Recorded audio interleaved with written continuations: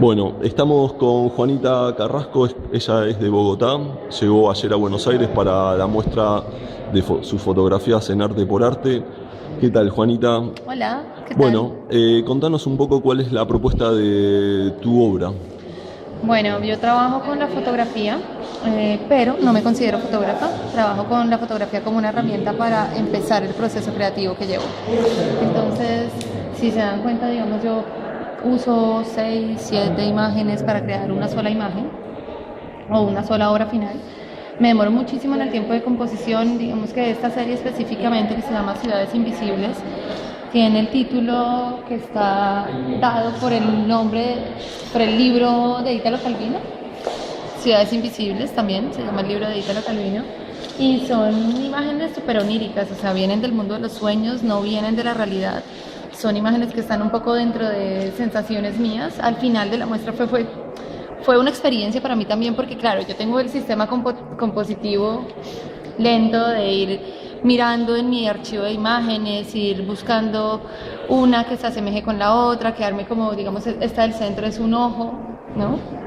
Esta es una cantidad de ventanas indiscretas, con ese árbol como en el centro, que siembra como esa raíz de donde emerge la ciudad. Entonces lo que les contaba, o sea, es una cantidad de una banco de imágenes grandes donde voy sacando y voy metiendo una con otra. Por eso no me considero fotógrafa, ¿no? Y por eso respeto muchísimo el trabajo y la dedicación de los fotógrafos, que con una sola imagen puede proponer una cosa, pero yo me dedico es como a componer a través de fotografía y de muchas imágenes una sola imagen. Esta serie, lo que les digo, al final fue divertido porque me di cuenta que eran súper oscuras, o sea, fue al final del proceso, cuando las puse todas sobre la mesa, que dije, wow, ¿qué está pasando, no? Como, ¿por qué son tan apocalípticas todas? Y de pronto es algo que yo ni siquiera puedo explicar, y eso me parece bonito, ¿no? Eso me parece que... Porque yo pienso que en el arte hoy en día todo es tan conceptual y todo tiene que ir amarrado al concepto, pero también pienso que se ha dejado de lado no lo autóctono, esa no es la palabra, sino lo intuitivo. Entonces, yo también pienso que hay que dar cabida a lo intuitivo, y al final como que esa intención que yo tenía tan clara de hacer las ciudades invisibles se convirtió en una cosa tan apocalíptica que venía más bien como dentro de mí, no dentro de lo que había leído ni dentro de lo que había investigado, que me pareció genial. O sea, fue una sorpresa que al principio, no crean, dije como, uy, no, hay que volver a hacer todo, o sea, no puedo ser tan oscura. Y hoy en día como que me parece fantástico que haya sido así, ¿no? Todo es Bogotá en las fotos. La de allí, la que está al lado del nombre. Esa es la Plaza de Bolívar de Bogotá. Es digamos que como su casa rosada. Esa es nuestra Plaza de Bolívar, donde vive el presidente. Es el centro, ¿no? La Catedral Primada. Y al final, porque pues estas son obras que empecé en el 2010, pero obviamente yo no sé si pase con todos los artistas, pero estoy casi segura que sí. Siempre que uno les vuelve a echar una mirada, yo pienso que una obra de arte es muy difícil terminarla, ¿no? Es muy fácil empezarla, pero ya decir como, ese es el fin, es complejo, ¿no? Al final, este año le puse este carrusel. En Colombia tenemos algo que hoy en día se llama el carrusel de las contrataciones. Hace ya un tiempo es un tema ya muy político, y no sé si valga la pena mencionarlo, pero bueno, el Estado ha robado mucha plata y hay concesiones, digamos, a las que se les da dinero para que armen vías, y al final ese dinero termina en los bolsillos de la gente que se está haciendo multimillonaria, pero no en las vías que tienen que hacer. Y a eso se le llamó el carrusel de las contrataciones, porque contrataban a esa gente para hacer negocio el mismo gobierno. O sea, yo no estoy hablando del presidente, estoy hablando más bien como de un alcalde en particular y de otros gobernantes, y por eso decidí ponerle al final, como en ese espacio donde se hacen las leyes, el carrusel. En ese mundo de corrupción que En mostrás, ese mundo de corrupción. ¿cómo el arte ingresa o puedes ingresar en el mundo del arte? De las galerías, de los museos. Pues es que yo pienso que la política y el arte están muy conectadas hoy en día, y yo pienso que hay que tener a veces un discurso político para ser fuerte. Es decir, no para ser fuerte, de hecho, sino que pienso que uno tiene que mostrar la realidad, y la realidad es como es. Y hoy en día, digamos que en mi ciudad sí hay una corrupción política muy fuerte. Y esa realidad cruda en aquella obra, que hay una villa o... Bueno, eso es más fuerte aún, ¿no? Porque, les cuento, Aquí hay montañas, no sé si alcancen a apreciar un poco el fondo de montañas. Mira, por ejemplo, aquí se alcanzan a ver los arbolitos de la montaña. ¿Sí los ves? Esa montaña es Machu Picchu. Machu Picchu es una ciudad perdida en el tiempo, ¿no? Y es bellísima, si algún día tienen la oportunidad de ir, es uno de los sitios más mágicos que he podido conocer en el mundo. Luego está un mar, ese mar creo que fue Santa Marta, que es una de las costas colombianas, que tiene una ola súper fuerte. Me interesaba que básicamente fuera un desastre natural, ¿no? Como que también es otro tipo de realidad y que también sucede que la naturaleza al final se lleva por delante todo lo que nosotros con las manitos hemos construido. Y la ciudad que está de fondo, a diferencia, digamos, de las otras ciudades que se ven las casitas terminadas, ¿no? Es una ciudad un poco más humilde. También es en Lima, es en Perú. Y fíjense que sobresale un pedazo, pero se va hundiendo el otro pedazo de la ciudad. Pero a nivel compositivo me parece que es fantástica porque se ve, digamos, esta línea de la carretera de la ciudad que se va metiendo como dentro del agua. Sí, lo que es fantástico es cómo viven ellos en esos lugares, ¿no? Sí, también, exactamente. Pero es una realidad que yo pienso que en todas partes del mundo se encuentra, ¿no? Eso es como esas ciudades. Las favelas de Brasil, las villas de Buenos Aires. Exacto, Ciudad Bolívar de Bogotá. Y una segunda pregunta. ¿Cómo es tu llegada a Buenos Aires? ¿Cómo es la invitación o cómo es el intercambio? El intercambio es con la galería. Yo trabajo con una galería que se llama Galería Miu en Bogotá. Es una galería que trabaja con artistas que nos basamos en fotografía. Hicieron como un intercambio de artistas. Entonces ellos escogieron la obra de Carolina, que es la que tenemos al lado, y mi obra. Y en Miu se está exponiendo ahorita Raúl y Loba, que son unos artistas de aquí de la galería Arte por Arte. Entonces hicimos como un intercambio. Hoy justamente también en Bogotá se está inaugurando la muestra de Raúl y Loba, para que iba a ser algo que creo que quieren seguir continuando, ¿no? Como hacer ese intercambio de artistas. Para mí fue fantástico porque yo no conocía Buenos Aires, entonces dije como es fantástico que me hayan invitado porque es una buena oportunidad para venir. Entonces me vine con las obras y con la cámara para seguir adelante, claro, retratando ciudades. Bueno, ahora voy a empezar yo con las preguntas. ¿Cómo es el proceso de legitimación del artista en el mercado colombiano? ¿De legitimización? O sea, ¿cómo te haces artista en el mercado colombiano, más o menos? Digamos, ¿quiénes son? ¿Cómo el artista se desarrolla, va a la escuela, hace su tesis, se recibe, empieza a crear su obra y una vez que está con su carpetita bajo el brazo, empieza una peregrinación? Contame esa peregrinación, ¿cómo es en Colombia? Bueno, en Colombia afortunadamente hemos ido creciendo en número de galerías, y no solamente galerías, sino espacios para el arte, porque antes era muy cerrado. Y daba pesar porque los artistas que se mostraban siempre eran los mismos, siempre eran los de la época de oro, que en Colombia se llama la época de oro, la época del narcotráfico, porque a nivel económico fue súper boyante para todos. Entonces los artistas también tenían mucho dinero para producir porque se les compraba su obra y, o sea, funcionaba en cualquier campo. Cuando se bajó toda esa área del narcotráfico, hubo un bajón económico grande, y entonces ya los artistas que quedaron de esa época de oro fueron los que quedaron casi que para siempre, ¿no? Y los nombres de gente pues ya como Miguel Ángel Rojas, Nadine Ospina, Beatriz González, ¿no? Pues, nombres ya muy reconocidos, pero ahora hay propuestas de gente joven con espacios nuevos, curadores también ya digamos de otra generación, cogiendo trabajos de gente joven y, como les decía, nuevos espacios. Entonces ya está viendo más cabida. Por ejemplo, en Colombia, en Medellín, hace 2 o 3 semanas se inauguró el Salón Nacional de Artistas y fue muy chévere porque ya no es solamente Salón Nacional, por un lado es internacional, hicieron una invitación a artistas internacionales, y por otro lado había una sala muy interesante de nuevos artistas, de nuevos talentos se llama.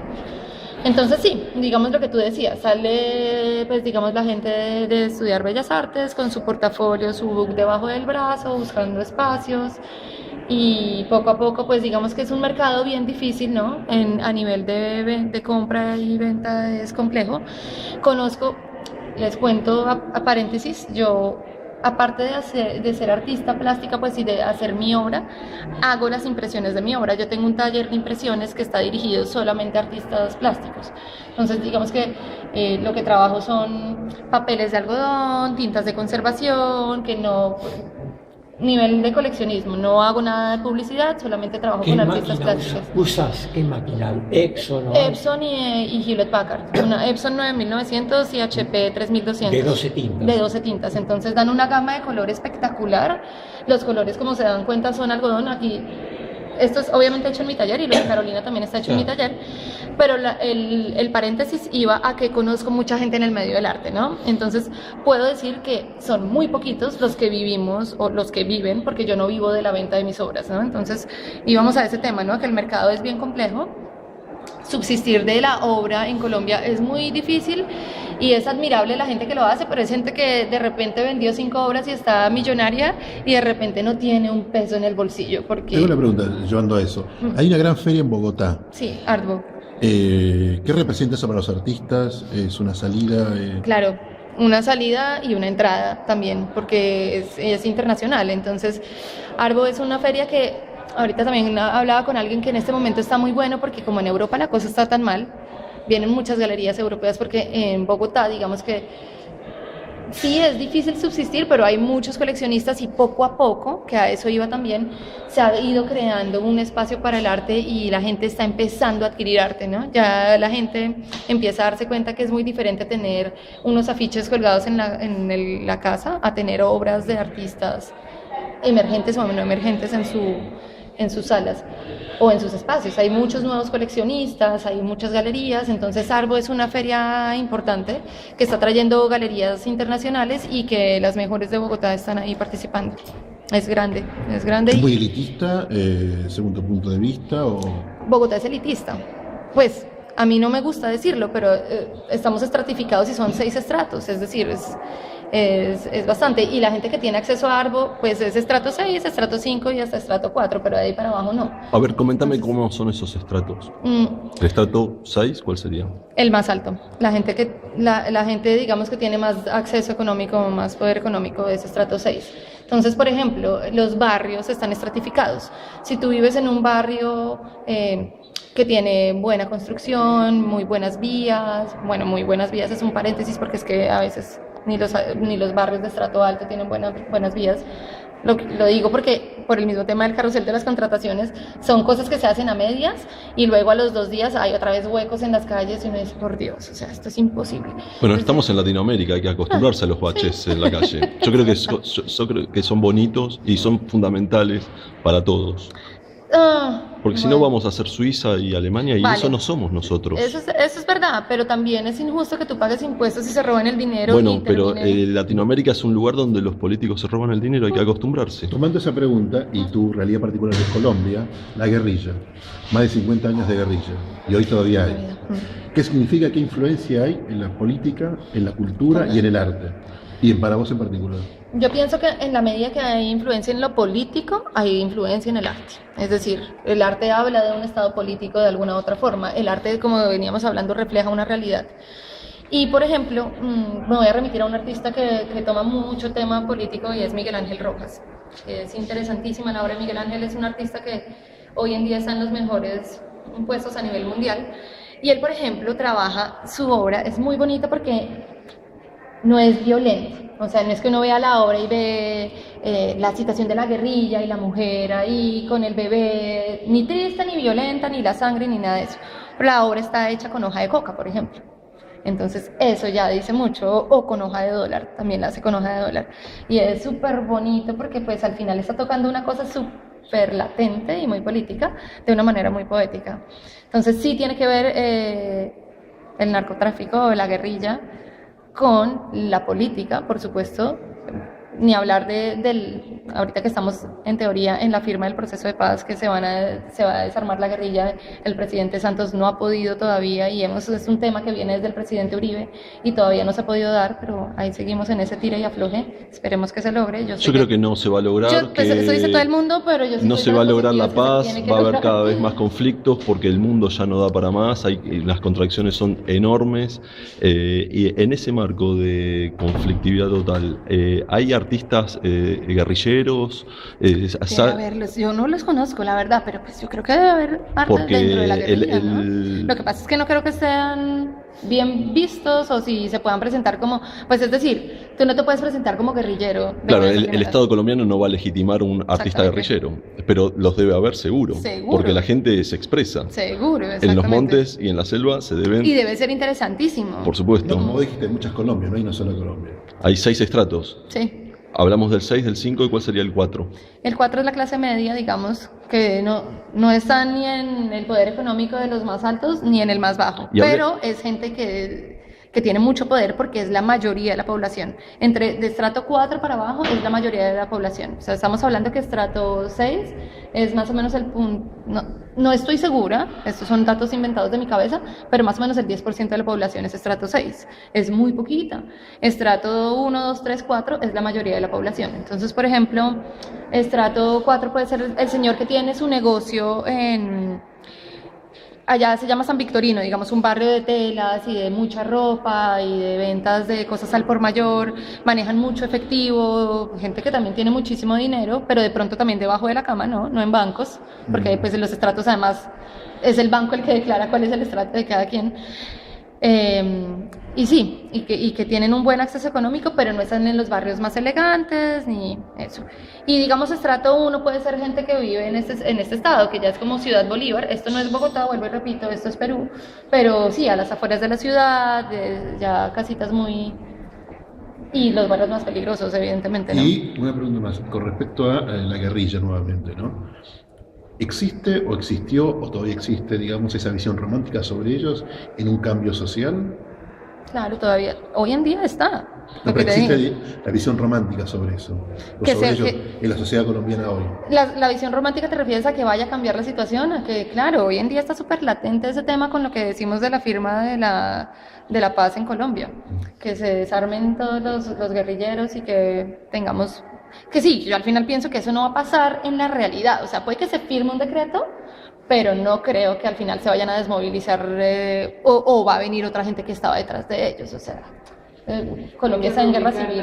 Gente, ¿no? Claro. Hay que reubicar en nuestra actividad a tanta gente. No, y como me decía ahorita el taxista que me trajo acá, para que en Argentina no haya corrupción, yo no sé si sea el caso de Colombia, pero lo que me decía la persona que me trajo en el taxi acá, tendría que casi que volver a nacer la ciudad. Porque igual Colombia, o sea, para que deje de existir la corrupción está en la guerrilla y la corrupción está en el Estado y la corrupción está en nosotros que tratamos de evadir impuestos cada vez que se puede, porque no nos digamos mentiras, o sea, aquí también, allá uno es, ay, pero no me cobres el IVA. Y entonces ahí también estás tratando, también es ¿sabes? No es un buen manejo de la cosa. Yo lo digo porque yo tengo negocio y la gente, no, hazme un descuento, y yo no puedo. Volvamos un poco al arte y salgamos del IVA. ¿Cómo ves el mercado latinoamericano ahora que viajaste ahora a Buenos Aires? ¿Y qué diferencias hay con el mercado colombiano? Pues es un poco pronto para responder esa pregunta porque llevo aquí en realidad desde el jueves. Pero bueno, ¿estabas informada de lo que ocurre a través de internet de alguna manera? Un poco, sí. Yo pienso que aquí hay mucho más movimiento cultural y de pronto, no sé a nivel de ventas, la verdad. O sea, no, el nivel de ventas en la República Argentina es patético. Patético significa que se vende muy poco, lo que se vende son dineros que salen de instituciones y que compran en Arteba, pero no hay una movilización de compradores compulsivos en la compra de obra de artistas. Entonces, en ese marco hay un montón de movida, pero no hay ventas concretas. No hay ventas concretas. En Colombia, ¿hay ventas concretas? Las hay. Yo pienso que sí, hoy en día sí. Hoy en día las hay. Mucho más que antes. Es decir, y sobre todo en nuevos medios. Y lo que les decía ahorita en Colombia, pues viene arduo, pero además está el Salón Nacional de Artistas. Y es interesantísimo porque las propuestas son súper arriesgadas. Eso significa que la gente ya no está mostrando simplemente además para vender, sino porque tiene un discurso tiene un discurso. para decir. Y eso también se adquiere. Entonces, ahora, ahora vamos a algo más teórico. La obra de un artista, ¿hay que sumarle el discurso o el discurso hay que sumarle la obra? ¿Cómo podemos ver ese punto? pues yo pienso que el arte hoy en día es muy conceptual. Pues es decir, lo que decía ahí, yo pienso que ahorita lo que prima es el discurso. Yo personalmente no estoy tan de acuerdo con eso, lo que les decía. Yo pienso que hay que tener un espacio para lo intuitivo, ¿no? O sea, desde qué momento nos volvimos tan conceptuales y entonces si no está la palabra, entonces la imagen no vale. No sé, pero sí, evidentemente todo lo que se ve, digamos, por ejemplo, en el salón regional es absolutamente conceptual. Y casi que tengo un amigo que es publicista que hizo un libro que se llama Arte para todo el mundo. Y es chistoso porque sí, por ejemplo, mi mamá no entiende por qué Doris Salcedo llena la Plaza de Bolívar de sillas y eso es una obra de arte. Entonces es como explicarle a gente del común por qué cosas tan poco convencionales pueden ser vistas como una obra de arte. O ahorita en el Salón Nacional hay una obra súper pesada de un grupo de indígenas, que eso también es chévere, o sea, se está visualizando obra, como hablábamos, si la guerrilla debe tener gente que hace obras o pues arte, los indígenas también los tienen. Entonces hicieron un espacio especial para propuestas indígenas y es chévere porque no es el típico vasijita de plata o no sé. No, cero. Hay un video de un ritual que hacen con los niños que cuando pasan de ser niños a adolescentes que es fuertísimo. O sea, yo no lo pude ver, pero pues porque los niños hay un par que sacrifican y entonces se mueren y le muestran al niño así a todo el mundo y todos los niños lloran. Es súper pesado, pero es interesante que se esté mostrando eso y que sea una propuesta incluso indígena, ¿no? Bueno, desde Arte por Arte, hoy es 5 de octubre, les habla Pablo Rubín para Palermo Online Noticias. Gracias, Juanita Carrasco, por la entrevista. Gracias a ustedes. Bueno, chao. Chao.